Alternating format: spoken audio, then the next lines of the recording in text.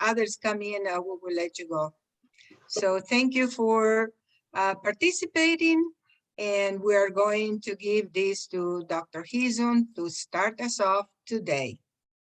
Right. Hi. Good evening, everyone. Thank you. And Lydia, thank you, as always, for really carrying this on. Let me see if I can get this going. I always have a little bit of drama. Yeah, we can see you. Can you guys see this? Yeah. You need to put it on presentation mode. Now, there we go. Is that okay? Yeah. Okay. Hi. So welcome on Groundhog's Day. Anyone find out if the groundhog saw its shadow or not? No? 6 more weeks. Okay, 6 more weeks. Perfect. Okay. And again, thanks to the Lions Club International, but also locally, the Temecula, for hosting this. And if you're new to our program, we encourage you to consider getting our book called Nudge Away Diabetes. It comes in all 3 forms: Kindle, paperback, as well as Audible. And all the money goes to the Lions Diabetes Camp, and it kind of explains what we're all about. And really what we're all about is making the research into a resource. I mean, that's what our goal is. So the way we've done it over the last 3 years or so has been to sort of come up with what we call the 5 or 6M method. You can call it meals and motion.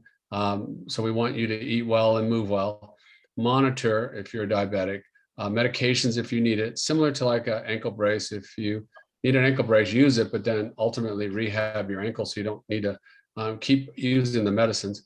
There's a lot of good movies out there that we can refer you to, and then our meetup. So in short, the big thing about diabetes is it's 1/4 of the healthcare dollars, but there's a couple of important facts that I really want to pound home. So number one, there's no essential carbohydrate. So carbohydrates are non-essential. We love them, we like them, but they're non-essential. Number two is in excess, they're detrimental. It's like anything, too much of a good thing is bad. So they're non-essential and they're detrimental. So the question you should ask yourself, if you're not the best health that you want to be, if you're above your ideal weight, if you just have fatigue or you're just not feeling good, then your question to yourself is, maybe we limit eating them, and you could cut them down a little bit, or you can cut them down a lot, or you can cut them out all the way. But those are your options. And I love the idea that we have an option, because at the end of the day, diabetes is a nutritional disease. It should be treated with nutrition. So what I wanted to do tonight was talk about sort of the third part of it. So I talked about what to eat on the first one of the year. Then we talked about when to eat with that intermittent fasting.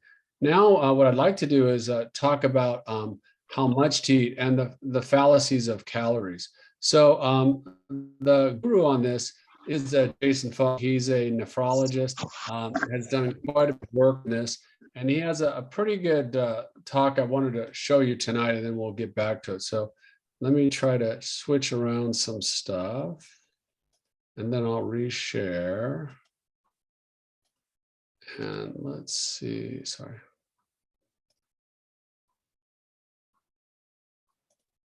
Okay, can you guys see this at all? Yeah. Okay, so this is Jason Fung's talk, and so before I get started with this talk. So he's a kidney specialist.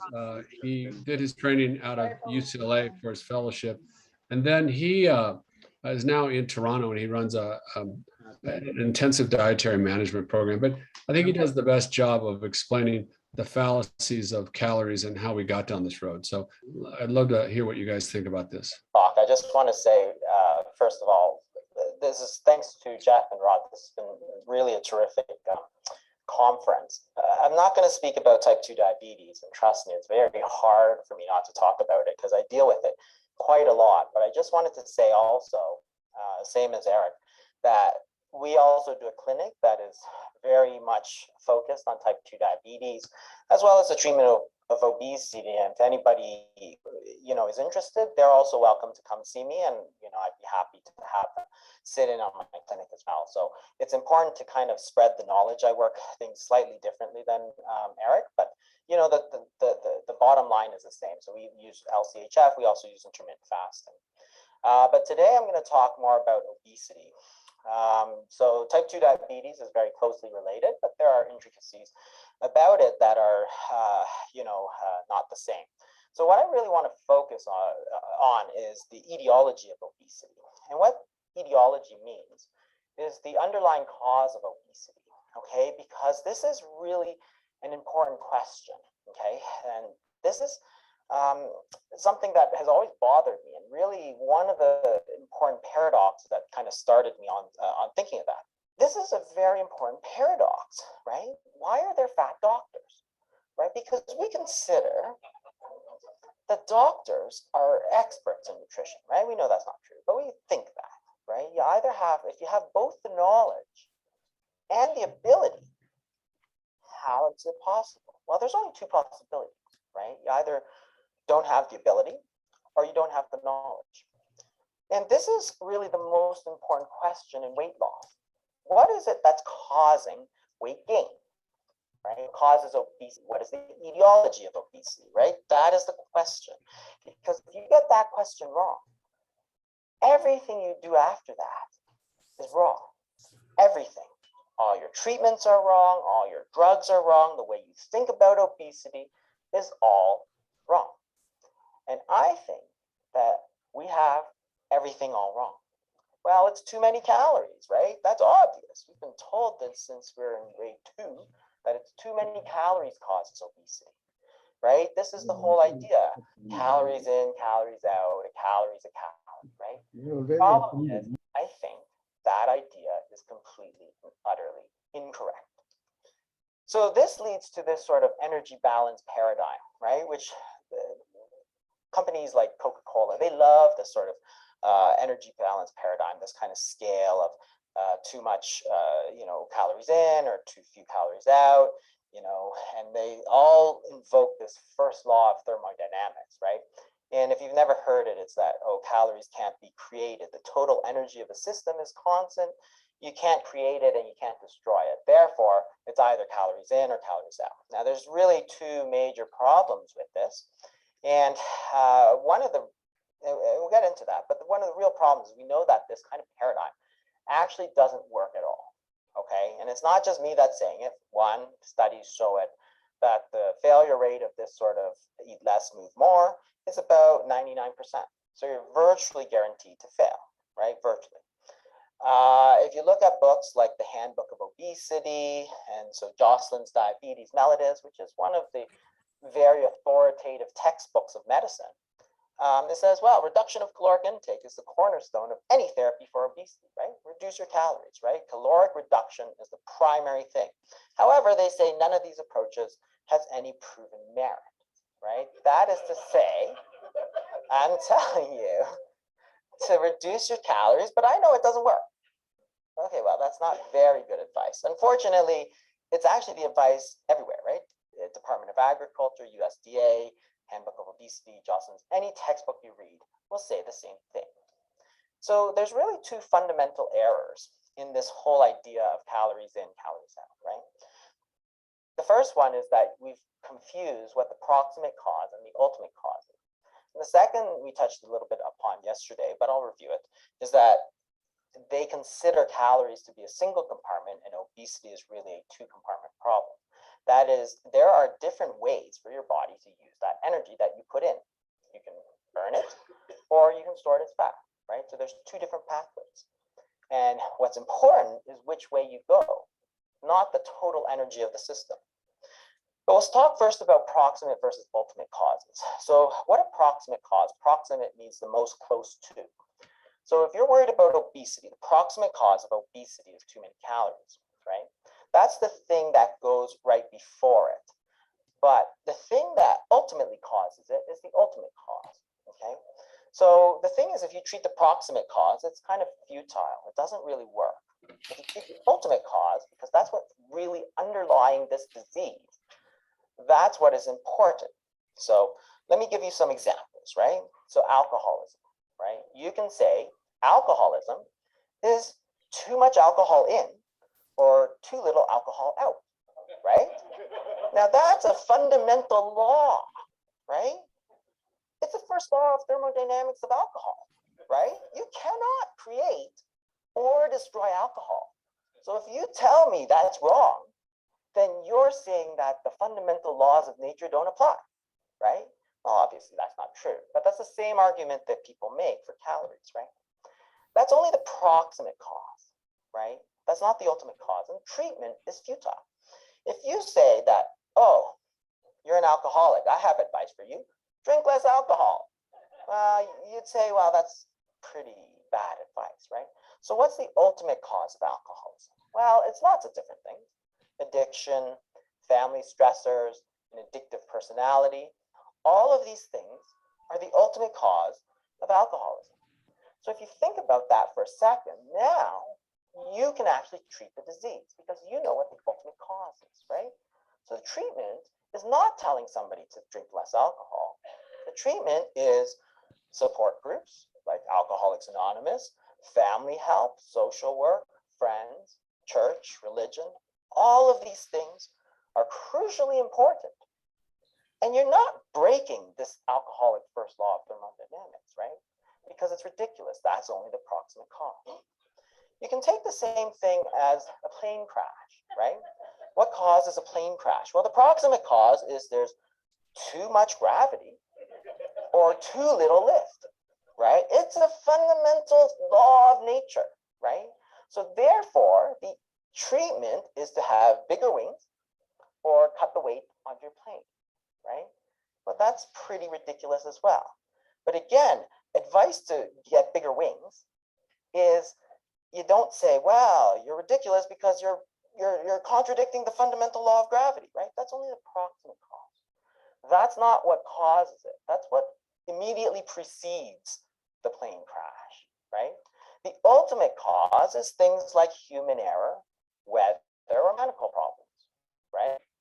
So the government makes sure that people get adequate training, they have maintenance, and they have proper weather forecasting, right? And that makes sense because that's the ultimate cause. When you treat the ultimate cause, it's useful. When you treat the proximate cause, it's useless. So we can actually apply this pretty easily to obesity, right? So here's the way we think about obesity. Too much calories causes obesity, right? That's what everybody says, but that's really just the proximate cause. If you treat that, you're going to say eat less or move more, right? But what's the ultimate cause? So this is the first law of thermodynamics, but it's also the unspoken accusation, right?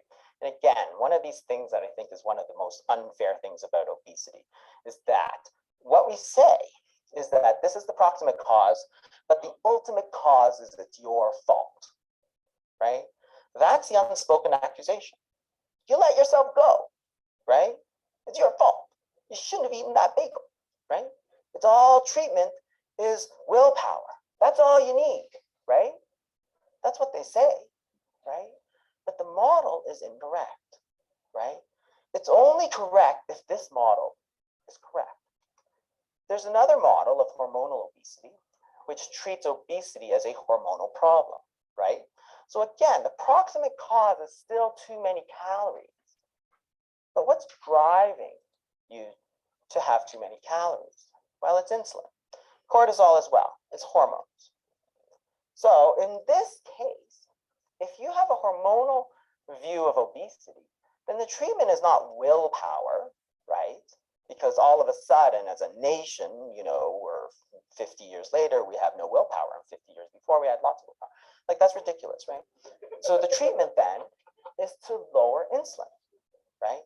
And then you have to understand, then you can understand why it's going to work.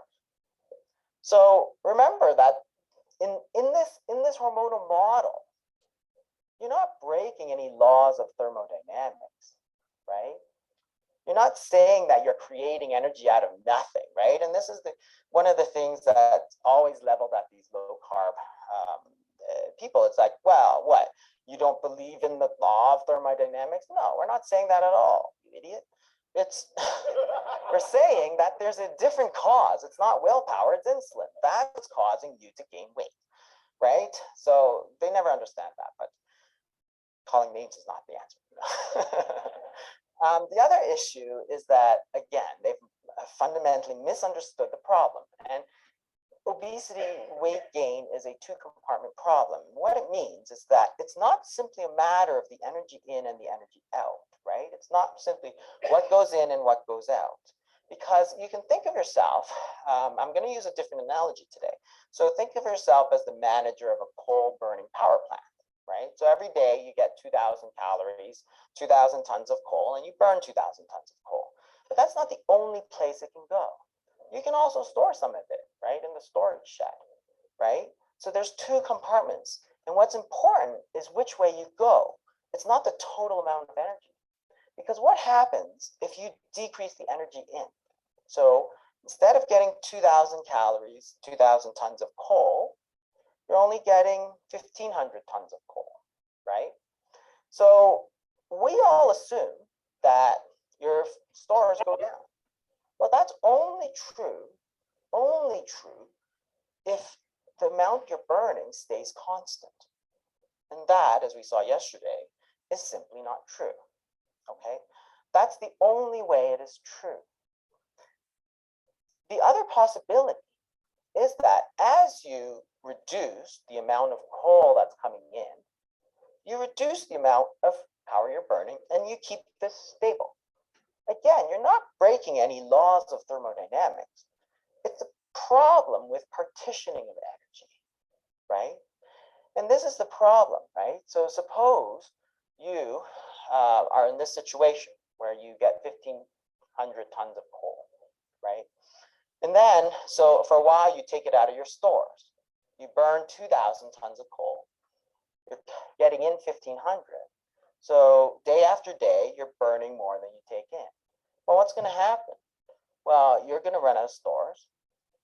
Your body is going to totally shut down. You can't make any power, and there's blackouts everywhere, right?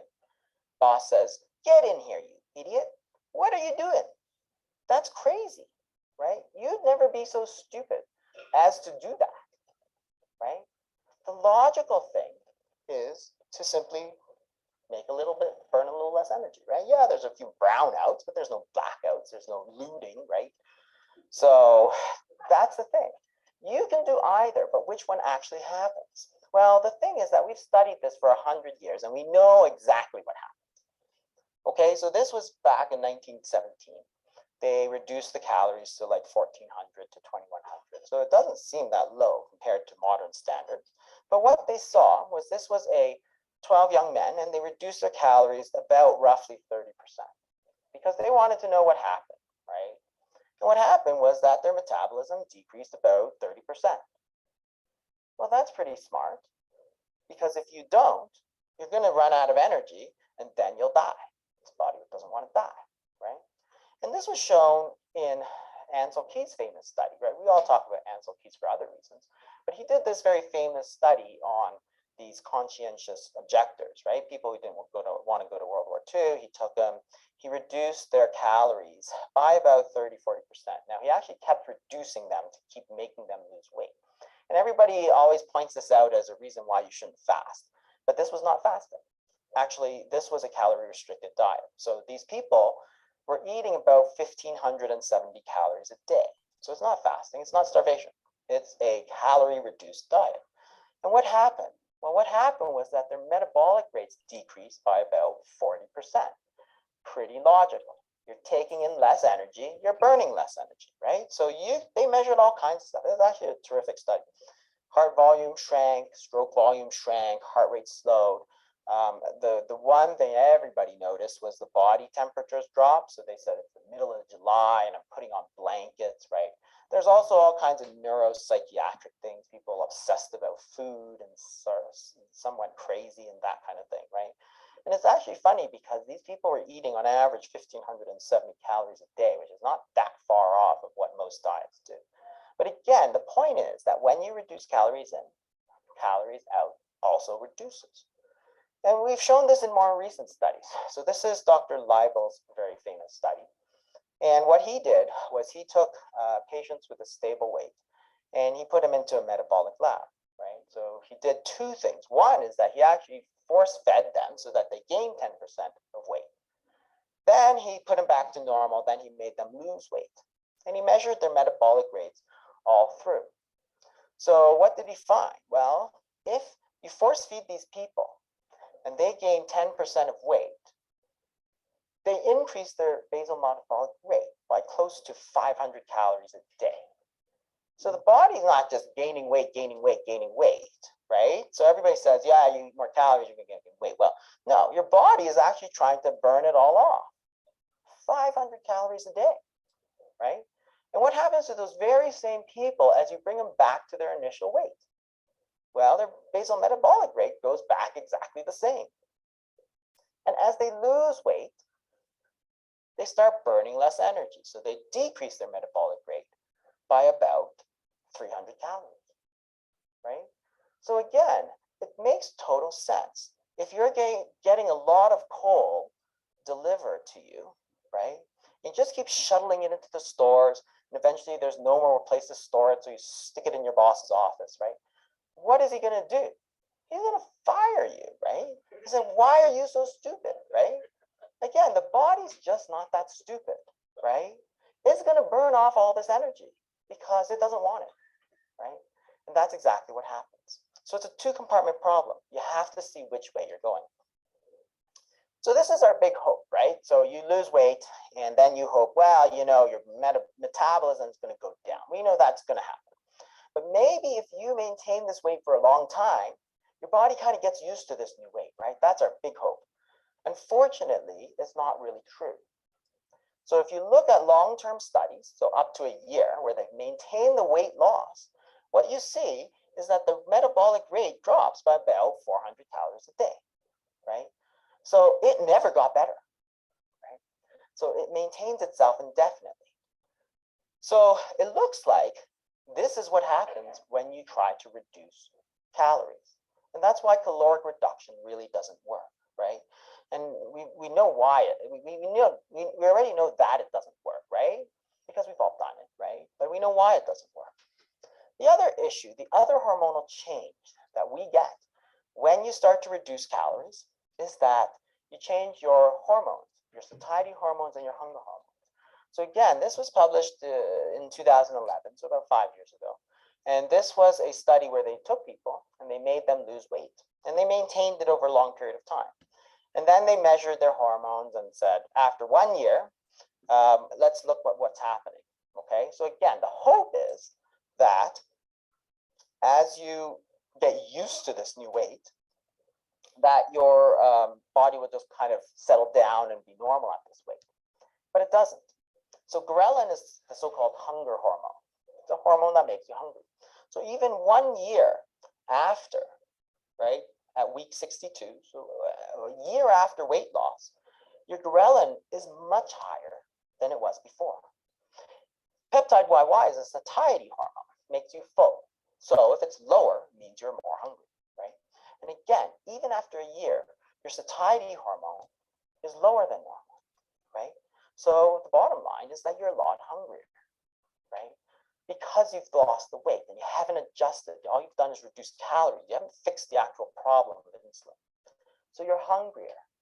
And again, this always strikes me as one of the most unfair things in medicine. Because you're hungrier, like you're eating more, you want to eat more. But it's not because you're some gluttonous slob, right? It's because your hormones are making you hungry and you're burning less energy. So as you regain that weight, everybody thinks, oh, you went off your diet because you have no willpower, right? And again, one of the most unfair things in medicine, because we know it's all about your metabolism, which went down, and your hunger hormones, which went up. But it all stemmed from a complete misunderstanding of obesity. So it's not a lack of willpower, right?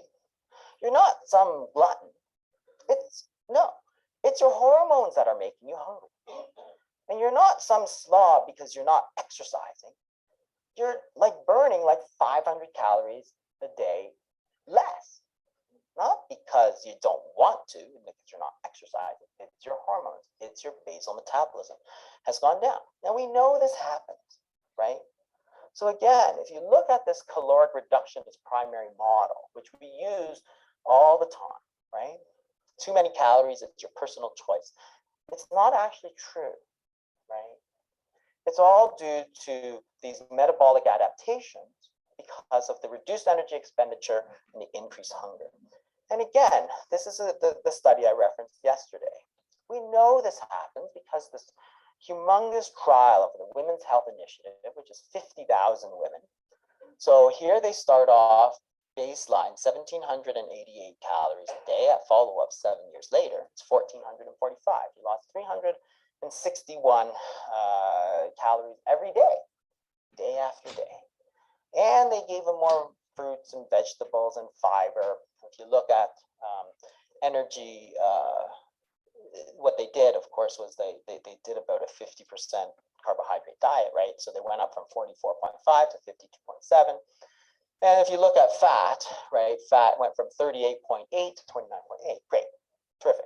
Low calorie, low fat diet, right? Nothing. What happened? Well, it didn't work, right? These people who should have lost 36 pounds every single year didn't even lose a single pound, like in 10 years almost, right? Not a single pound. They should have lost like, 210 pounds of fat. And they lost nothing, right? Nothing, right? It's not even, this is one kilogram. So you're probably talking about like a quarter of a pound, the weight of a good pound or something like that, right? Yeah, it doesn't work. So we've known it for so long. And yet we keep telling people over and over and over, reduce your calories, exercise more. We know it doesn't work. I could have told you that. And this again is the cruel hoax, right? This is the cruel hoax because we put the blame on people when the blame should be on ourselves, on the advice that we give, which is so poor. So you eat less calories, you lose weight, right? Your body senses that you lose weight. So you decrease your metabolism and you increase your hunger, right? Then you regain that weight. But since you have a lot of willpower, you double down, right? You're gonna eat even less calories, right? I mean, we've all done this. So you lose a bit more weight, but the problem is your body adjusts again, it reduces its metabolism and increases your hunger. And you start to regain the weight. It keeps going on and on and on until you can't take it anymore because you feel lousy and the weight's still coming back. That's the cruel hoax, right? And then to top it off, everybody thinks, oh yeah, that guy, he couldn't stick to his diet. The most unfair, like the most cruel thing to do to people. And the ultimate proof is not in some kind of big study. The ultimate proof is in all of us, right? I can show you all this, but like honestly, who hasn't done these sort of diets, right? My guess is like 90% of the entire population of North America has been on some kind of diet like this at some point in their life. And it didn't work, right? That's just the truth, right? And this is the problem, right? The problem is that you need to know which way you're going. And the problem is insulin, because that's what tells the body which way to go, right? Insulin tells the body to store fat. That's what its normal job is, right? When you eat, insulin goes up and you start to store fat, right? You're not breaking any laws of thermodynamics. So what we see is that if you look at it from a hormonal obesity point of view, right? If you're trying to really understand the etiology of obesity, what you see is that it's still too many calories in the end, right? That's the proximate cause. That's not the ultimate cause. The ultimate cause is the insulin. And if that is the ultimate cause, forget about this eat less, move more. That's not going to be successful any more than drink less alcohol is more successful. The ultimate treatment is to lower insulin. Now that you understand, now you can design rational treatments, right? So what's the evidence that insulin actually makes you fat? Well, there's all kinds of association studies, but the problem with association studies is that they don't tell you anything, right? What you need are causation studies. And to do that, you have to give people stuff like insulin. So this is the DCCT trial, right? So this is type 1 diabetics. And what they did is they had a group which had a lot of insulin and low blood sugars, and another group which had not that much insulin and higher blood sugars. Now, the group that had tight blood sugar controls did have less complications, but that's not my question, right? My question is, does that insulin make you fat? And it does. So at the end of 10 years, 9 years, you can see that the people who got lots of insulin, like almost 30% of them had major weight problems, right? So I'm not saying that they shouldn't get it. I'm just saying that here's an actual causation study. We gave the insulin, they got fat. You can look at the correlation between the total insulin dose and how much weight they gain. And it turns out it's actually pretty tight, right? As you give more and more insulin, right? This is more and more insulin, you gain more and more weight. And again, as doctors, this you already know because we've all prescribed insulin and we all know it causes weight gain, right? In type 2 diabetes, you see exactly the same thing. So this was the UK-PDS. So again, another trial where they gave people lots of drugs to control the blood sugars. And another drug, another arm, which didn't get as much drug and had worse blood sugars. Again, that's not my question. My question is, does all this insulin make you fat? And once again, you see that it is. So the intensively treated group, which got a lot more insulin, a lot more drugs that stimulate insulin, gain more weight.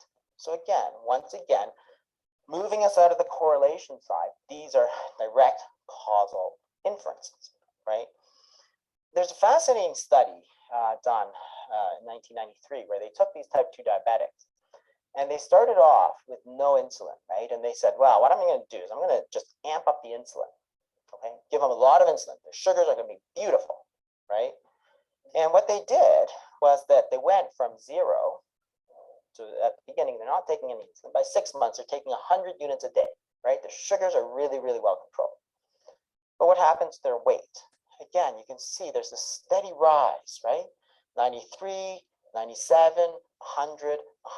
So we're not talking again about correlations. We gave insulin, people gained weight. And what's actually interesting about this trial in particular was that they actually looked at how many calories they were eating.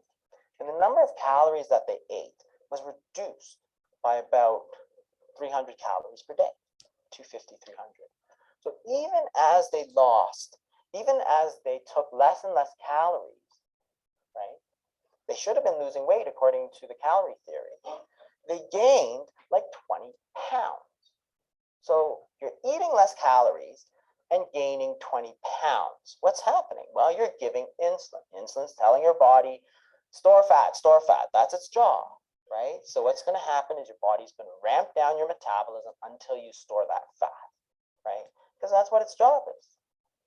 So you see the same thing with metformin. Metformin's a very interesting drug because it blocks gluconeogenesis and doesn't raise insulin to the same extent. And what you find with that drug is that you don't get the same weight gain. So you see the conventional, so people who are just on diet control in the metformin group, they don't differ. But the ones who get sulfonylureas, so drugs that stimulate insulin, make you gain weight. So it's not just injecting insulin, it's drugs that stimulate insulin do the same thing. And again, as doctors, this is not a surprise. All these drugs, which are called sulfonylureas, stimulate insulin. So it's not simply because you're injecting it, it's exogenous. It's that when you stimulate your own pancreas to release it, you gain weight. And the thing is that the flip side is that if insulin is what's making you gain weight, then if your insulin goes down, you would predict that you would lose weight. And that's exactly what happens.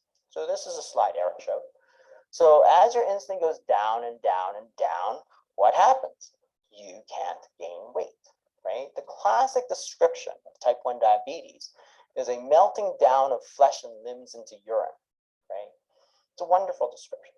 But because you just lose everything, no matter what you eat, you can give them anything, you can give them, no matter what you give them to eat, they have no insulin. So they have no signal to store fat. They lose all their body fat and they die. And that's unfortunately what happened until insulin came along. And there's a disease called diabulimia, which is a eating disorder where type 1 diabetics will deliberately underdose their insulin, right? So their sugars go up and, you know, they could die of ketoacidosis. There's all kinds of problems, right? So why do people do it? Because they lose weight. They know it, we know it. When you cut their insulin, their weight goes down. And recently, there's another drug which has shown the same thing. So these are the SGLT2. So until recently, there were no other drugs really to lower insulin. But this drug, which is a new drug that's approved for type 2 diabetes, actually shows that you can lower insulin levels, right? You make you pee out the sugar and your insulin levels go down. So these two groups, the DAPA group, are the two groups that have this drug, and you can see that their insulin goes down, right? And what happens? Well, their weight goes down, right? What's fascinating to me, so these are the three DAPA groups. So all of them showed weight loss. What's fascinating to me, really, when I look at something like this, is that you can follow these people out longer, to a year, 2 years, even 4 years now, and that weight stays off, right? And this is fascinating because if you look at virtually every single diet study available, people's weight goes back up at around 6 months. It goes down, we all know this, right? It goes back up. It does. Why? Because you've lowered the insulin, right? So calorie reduction, so some people say, well, it's because you're peeing out sugar and reducing calories. But calorie-reduced diets don't do the same thing. But when you lower insulin, which is the ultimate cause of obesity, that weight goes down and stays down, which never happens. And that's what's really fascinating about it. So you can look at a list of medications for type 2 diabetes. So there are certain ones that increase the effect of insulin or insulin itself, right? Insulin sulfonylureas, TZDs, which are another class of drugs. They don't raise insulin, but they raise the insulin effect. There are drugs that don't really affect insulin levels, metformin, these DPP4s. And there are drugs that decrease insulin. So acarbose to a small degree, and these new SGLT2 inhibitors. And you can look at the weight effect as well.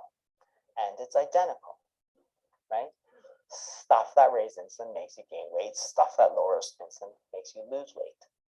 So again, this is strong evidence that the hormonal view of obesity is much more correct, because it's the obesity, it's the insulin which leads to the obesity, which leads to the compensations that we see, right? These are hormonal effects.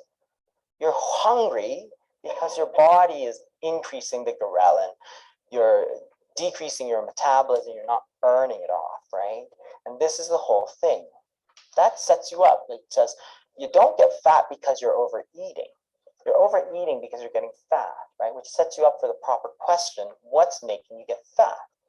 What's the ultimate cause of obesity? And again, it's insulin. Now, cortisol does play a role, but that's for another time. What's interesting, really, is that doesn't, we think that we're really smart, right, in 2016.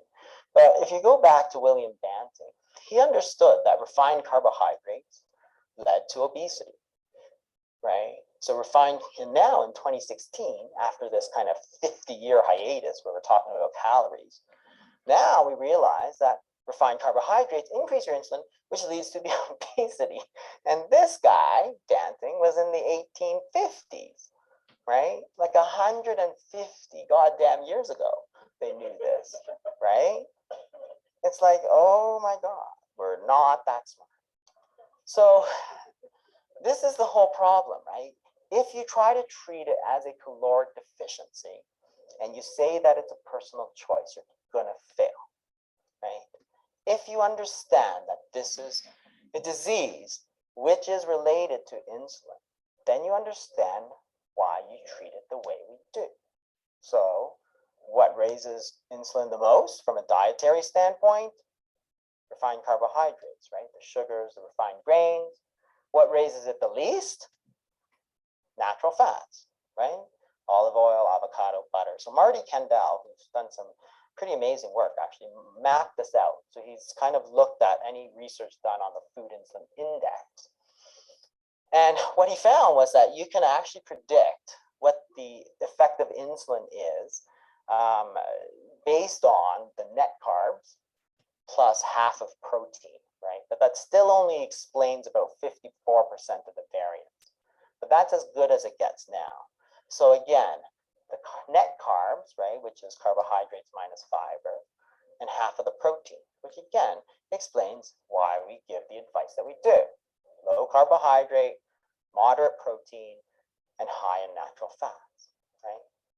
And what's amazing about, conferences like this is that this really gives us a new hope, because as long as we misunderstood the cause of obesity, we were doomed, right? We couldn't succeed. There was no possible way you could succeed in treating obesity. Then you get type 2 diabetes, then you go blind, then you go on dialysis, and all these problems, right? But what this new understanding is, it gives us a new hope, because now we can say, wow, I know what's happening here. It's your insulin. So let me say, what can I do to lower your insulin, right? We can do this, we can do that. There are low carb diets, there's fiber, for example, there's vinegar, there's intermittent fasting. There's all these different strategies that you can now use, which will be successful. And that is the most important thing, is that, this is not, a condemnation of what we've done, right? This is to tell you that this is a new dawn. As long as you understand what causes obesity, we can treat it. We just need to get the message out there. We need to get people on our side and do it. Thank you very much. Right. So let me switch over. Give me 1 second. We'll go back to this. And oh, sorry. Let me shut that off.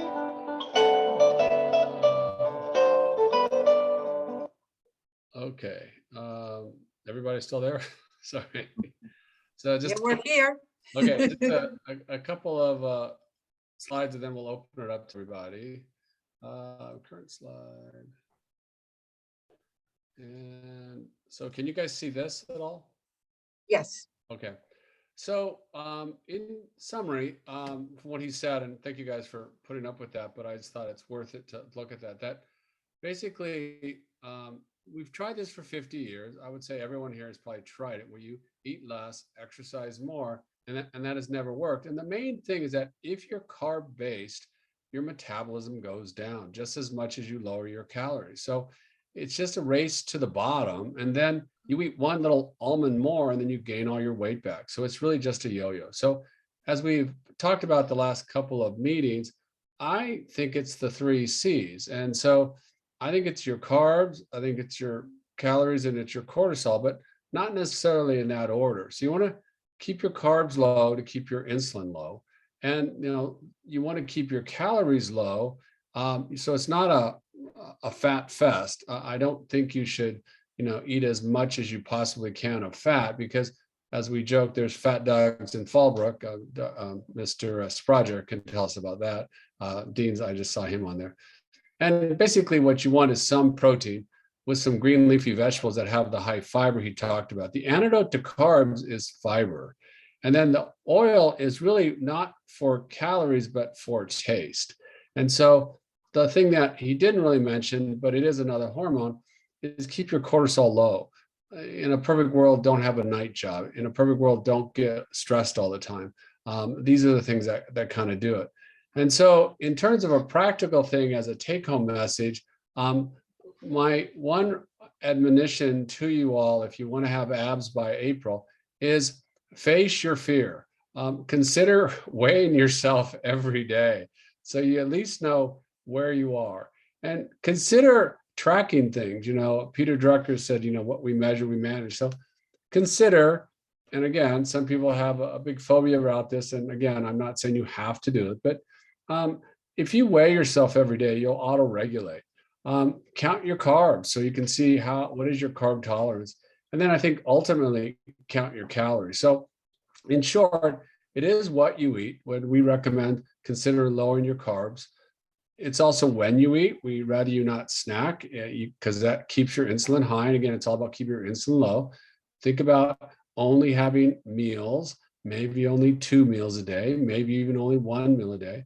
And then at the end, it's how much you eat. So calories count, but they count last. And so with that, I'll open it up to some questions and see what you guys think. Let's see. So we will go to here. Let's see. What am I doing? Okay, and we'll just say.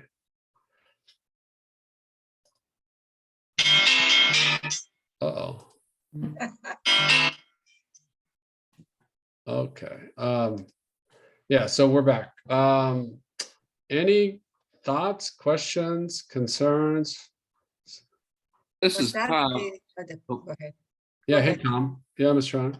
No, just a question I had was, what I'm hearing right now is counter to everything I was learning all my life, and I'm kind of up there in the years right now. So I have to make a mind adjustment as to where I go from here. And it looks like I got to rewrite the whole book kind of thing.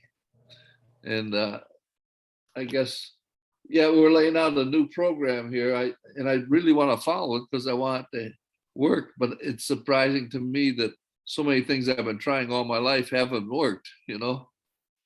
Right. Well, I use the analogy of when before Copernicus, we thought that the sun went around the earth, and we did that for 4,000 years. And then Copernicus goes, it's actually we go around the sun. It's just a total mind shift. But I think the key is you have to look around. I mean, are people healthier or less? I mean, go look at pictures of when Ozzy and Harriet and all those things. Back in the 40s and 50s, everyone was pretty thin. You could argue that's because of the cigarettes, but in general, I like the idea that we have options. The problem is we have options and you got to decide. So do whatever you think is reasonable and then measure. Because if you're right, good. And if you're not, you adjust. Does that make Okay. sense? Yeah, no, it does. I'm going to school. This- here. Okay. This is Josh here. Just hey, to give Josh. you guys some help. There's a guy named Dr. Berg on YouTube. If you guys look him up, he's got like a getting started with keto. And I think he does a really good job of just kind of breaking down like how to start and like what to kind of focus on like while eating. So just some really good advice.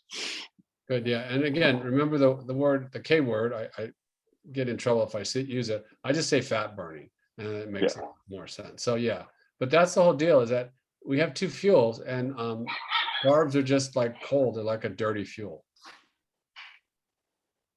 Mr. Spraja, what say you?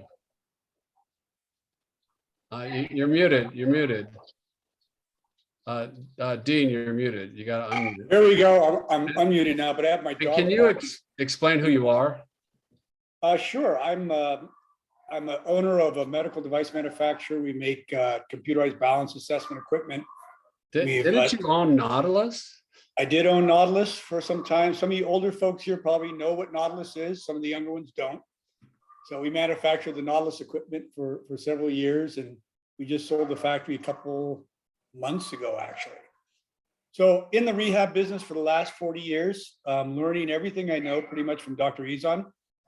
I've actually gone on the 2 meal a day plan because my wife stopped cooking for me in the morning. So I really didn't plan it, but now I go 14 hours, 16 hours a day without eating. And I have the mental clarity of a 20-year-old. Do they have mental clarity? I don't know. Looking for the analogy. Do they make good decisions? 20-year-olds make good decisions? So anyway, my wife tries to go on modified keto. It makes so much sense to us. Growing up, my dad worked for Hostess, so I got my share of carbohydrates loads early in my life. Yeah. And who do you want for the Super Bowl? The Niners, are they still in it?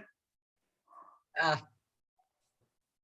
I'm a huge Niner fan, so I'm pulling for the Bengals. I don't know, most of you guys are probably from Southern California, but go Cincinnati.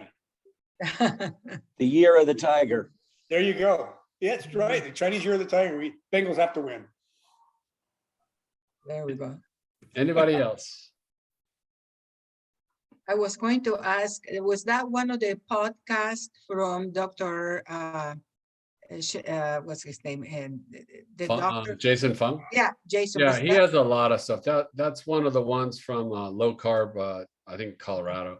So he's got just a ton of things, and I like the idea that he came at it from the renal standpoint, from the kidney standpoint. He just got tired of people losing their kidneys, and there's got to be a better way. He's a super smart guy, obviously, but I just think he does a very good job, a wonderful job of explaining a rather big physiologic type thing. So it's really just a big mind flip that it is hormones and not really calories. I think calories do count, but I think you got to get the other two things right, the insulin and the cortisol. And then if you really want to get super lean, that's when you do the carb cutting, I mean, the calorie cutting, but probably the better way to do that is through the fasting. Because if you don't eat, that's a low calorie diet. And the goal is to get your body to learn to burn fat, build muscle. But the big thing is all the chronic diseases are fueled by carbs because we just don't tolerate them. So super exciting, but super weird and very, very tough. I did want to maybe call on Stephen Choa. Dr. Choa, are you there? Hey, hi everybody. Hi. So he's my resident this month. So maybe you could explain your situation and stuff. Yeah, definitely. Right now we're doing community medicine with Dr. Izan. We're definitely learning a lot, both inside the communities and outside. But this is one of the big projects that Dr. Izan has been going on, and it's great to see, you know, the continual support that you guys show, not only for yourselves but for everyone else in this group. I think the biggest important thing when it comes to chronic conditions is just being reliable, keeping a support system going.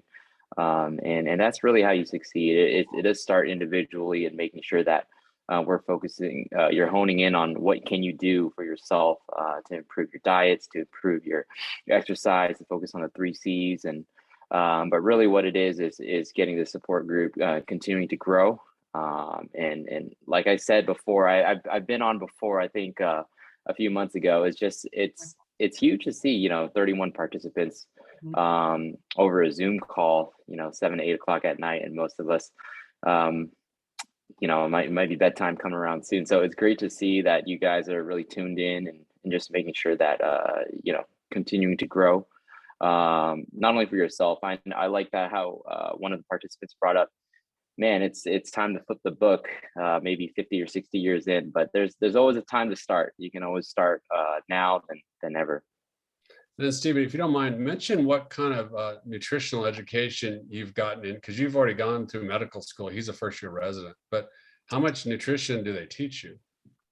Yeah, you know, not too much. I mean, like, I see both aspects. I feel like in medical school, you know, nutrition, we kind of take a glimpse at it. I think it's, you know, we learn about the hormones, we learn about the metabolic processes and the K word, the keto diets and the fat burning. But the main thing is it's not all of it is applicable. We don't apply it, not until I came across a course like this and what Dr. Izan's rotation has been about.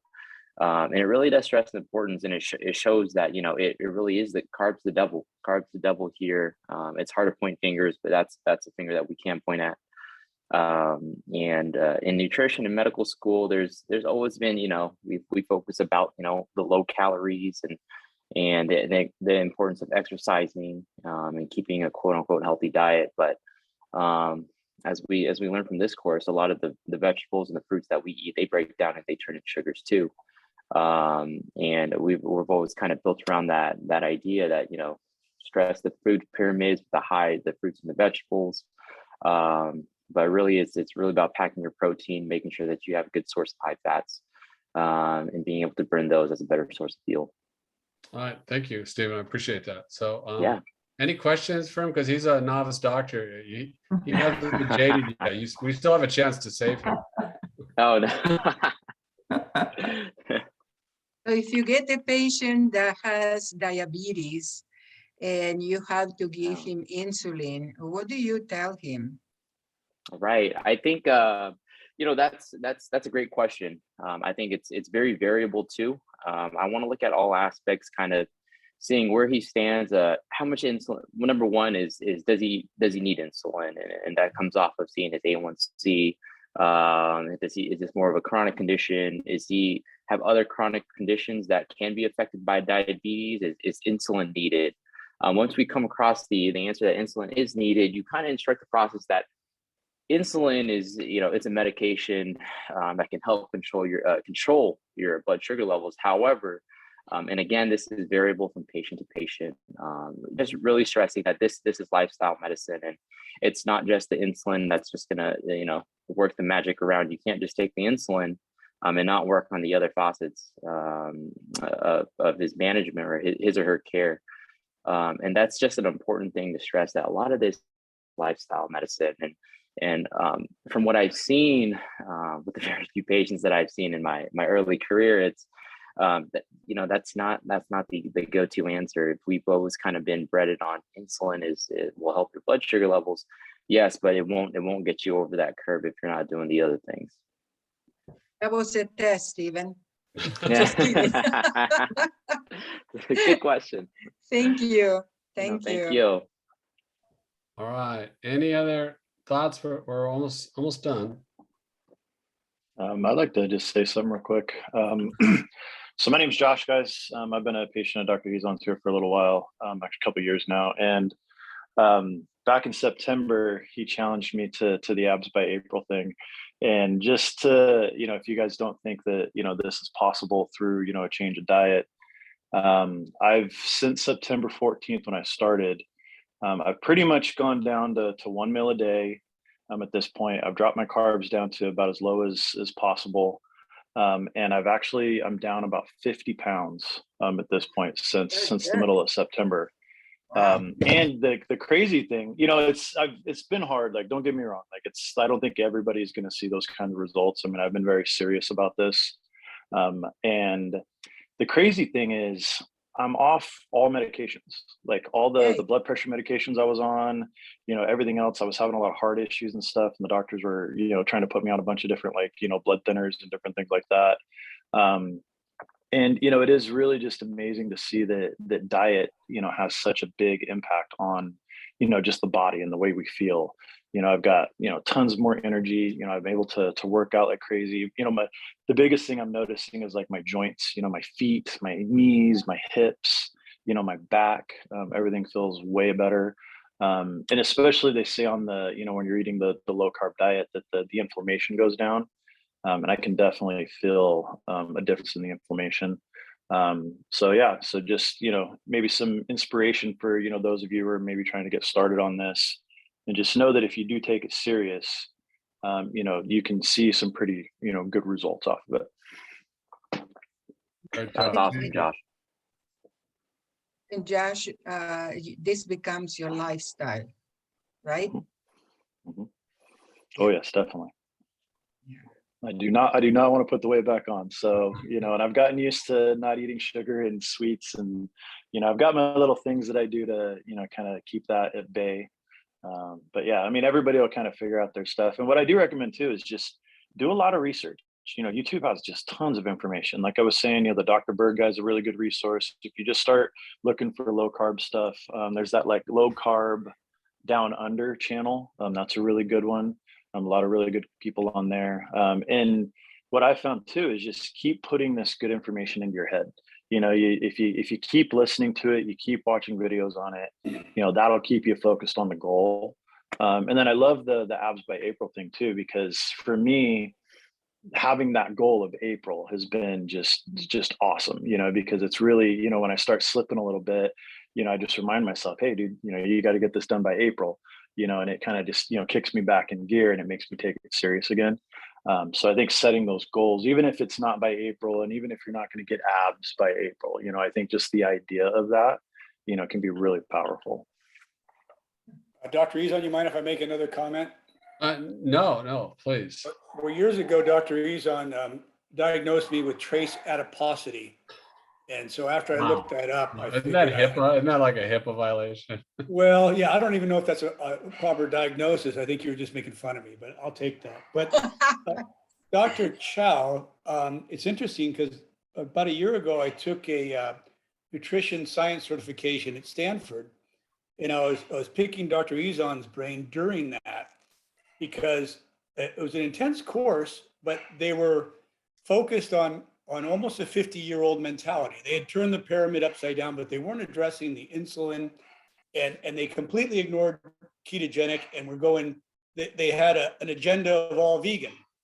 So I was arguing with the professors, and they'd bring in other professors that just were preaching to the choir. They'd be patting each other on the back. And I actually suggested, I said, why don't you bring Dr. Izon into the discussion? Let's hear the other side of it. So I flunked, but I did. But there was, there's kind of a sycophancy in the old diet, even at the medical schools that are teaching nutrition science. Yeah. And so some of the stuff is disruptive. It almost doesn't make sense. But when you really think it through, it does. It just needs to be more widely, I think, disseminated and discussed in some of these other nutrition circuits. Yeah, well, Yeah, my summary on the end of that is that, you just want to give everyone options, and that is an option, but on the other hand, for most of the people, it just doesn't work. Go ahead, Stephen, what are you gonna say? I was just gonna follow up with that. Going through medical school, it's a big portion of it's just we don't stress the nutritional aspect. And I think they do expect us as we go into clinical rotations, our third and fourth years, to try to get a glimpse of what that is. But really, there has to be some sort of kind of beefing up that the nutritional aspect in your first and second years, and you kind of gain a better understanding about not just the metabolism, but how does that correlate clinically, and that's really what we try to preach to our patients, and that's definitely a field to continue working on. I like the idea that you're beefing up the education. I that wasn't lost. There it is. Yeah, It's a good I was one. hoping someone would catch that right. Yeah, it's not my first rodeo. I got that, Stephen. Well, our next get together is February 16. Yes. So I will try to send the information and the reminder, but it's the same link. So keep that link and come back on the 16th again. So to have another fabulous class and try to get those April abs. May I make just Okay. one question too, is I'd love to share this link on LinkedIn. I have a lot of people interested in this subject, but I have a difficult time with, I don't know if you use MailChimp or Constant Contact in forwarding that. So if you have an IT person or something who puts that together, I'd love Yeah, to if you chat want with to them. talk to Lisa, Lisa? she'll send that to you Okay. in my office. And then I thought abs by April was just some girl named April who taught you about abs. So I'm glad I got that today. Thank you. That was good. Okay, everybody. Thank you very Yeah, much. We'll see you soon. Thank you.